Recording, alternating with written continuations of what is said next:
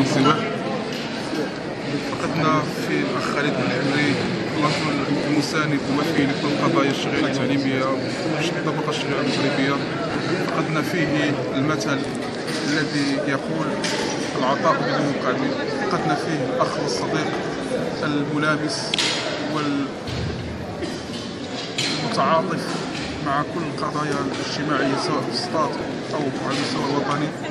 نقول اليوم بأن العبرة ما تركه لنا الأخ خالد، العبرة بتواصل العطاء، العبرة أيضا بالتلاحم الأسري الذي خلفه في مدينة السطات والذي يعتبر مثالا يحتذى به على المستوى الوطني.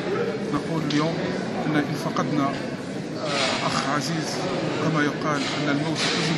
نقول بأن اليوم في هذا حفل التأبين أعطانا حياة ونشوة واعتزازا بأن الأسرة التعليمية أسرة متضامنة ومتلاحمة مثل الجسد الواحد، إذا اشتكى منه عضو تداعى له سائر الجسد بالسهر والحمى.